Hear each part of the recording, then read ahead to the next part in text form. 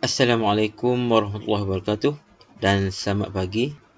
Apa khabar murid-murid tahun 5? Okey, jadi hari ini kita akan teruskan lagi sesi PDPR kita untuk minggu ini. Jadi, sebelum apa, mari kita mulakan kelas.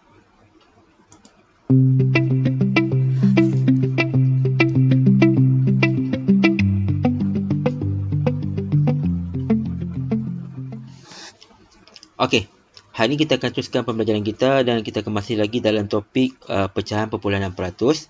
Okey, hari ini kita akan sambung topik yang lalu. Pada topik lalu kita telah belajar tentang bagaimana untuk menggunakan perpuluhan. Jadi, untuk minggu ini kita akan teruskan lagi dengan tambah dan tolak perpuluhan. Jadi, cikgu minta kepada murid-murid untuk bersedia dengan buku teks dan juga buku tulis semasa sesi PDPR hari ini.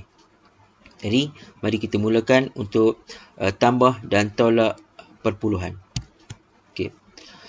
Untuk tambah dan tolak perpuluhan, murid-murid boleh merujuk kepada buku teks pada muka surat 73, 74 dan 75. Okey? Muka surat 73, 74 dan 75. Okey, kita pergi kepada muka surat 73. Okey, pertama sekali lihat pada contoh yang diberikan. Okey, contoh satu Okay.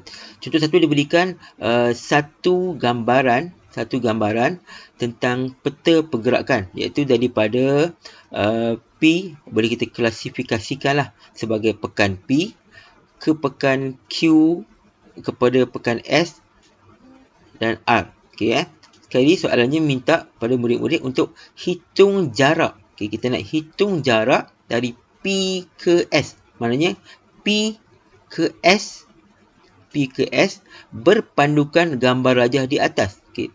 Berpandukan gambar rajah ini, pergerakan itu bermula daripada P. Seterusnya ke Q. Seterusnya, dia pergi kepada R. Bukan S, dia kepada R dulu. Dan daripada R, baru dia bergerak kepada S.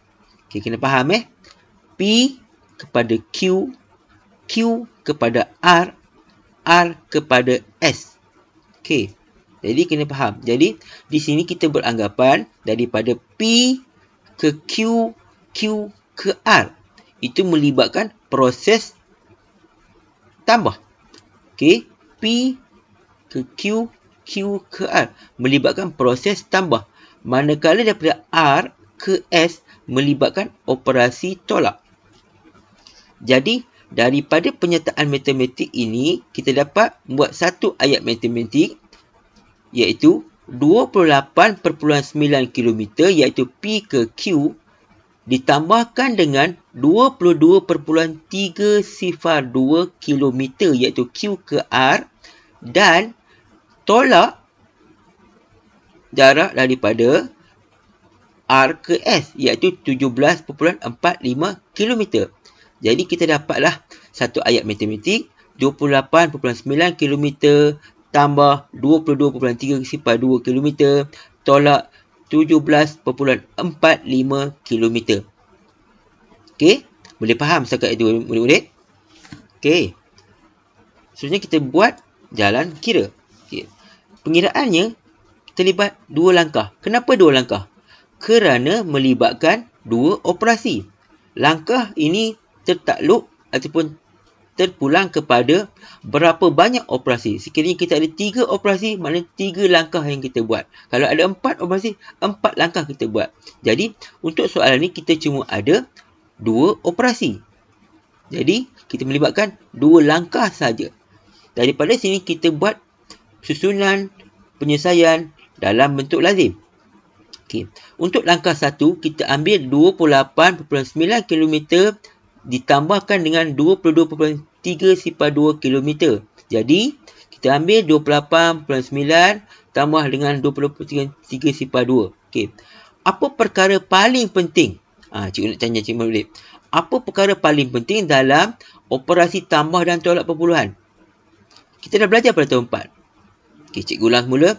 Perkara paling penting dalam tambah dan tolak perpuluhan ialah titik perpuluhan mesti disusun selajur. Maksudnya disusun satu barisan.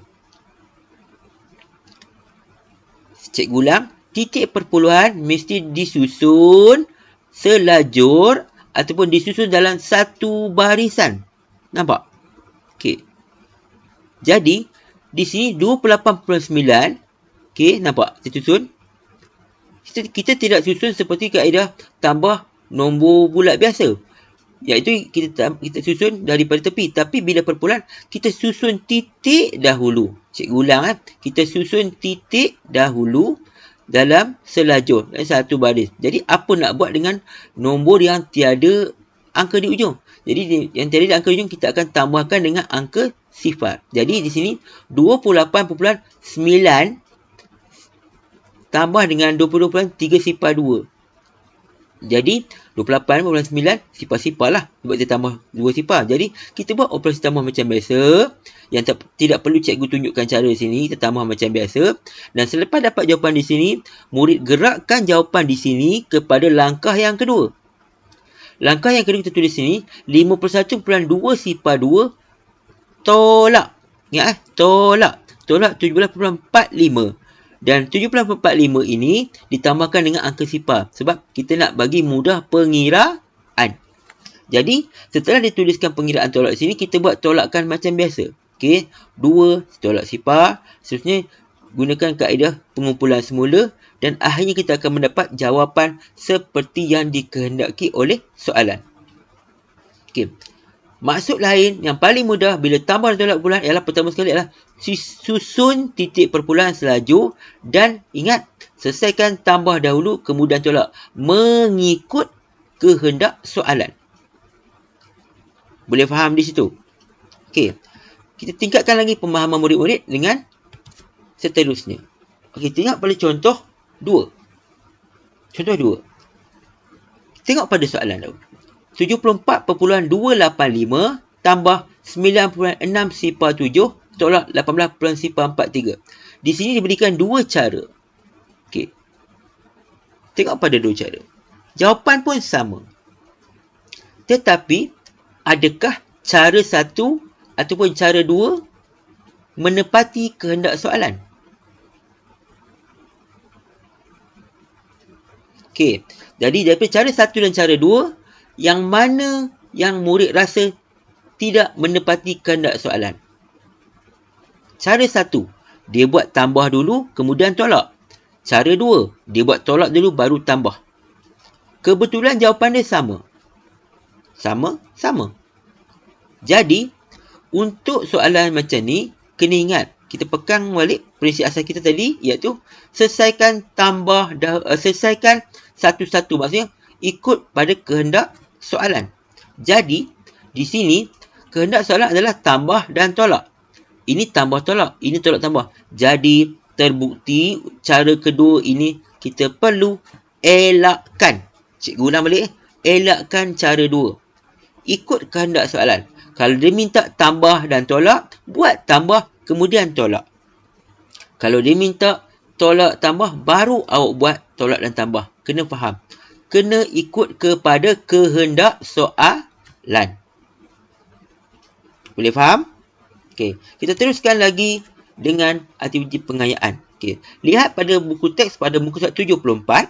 Okey. Di mana awak diberikan soalan 80 tolak 63.819 tambah 4.57.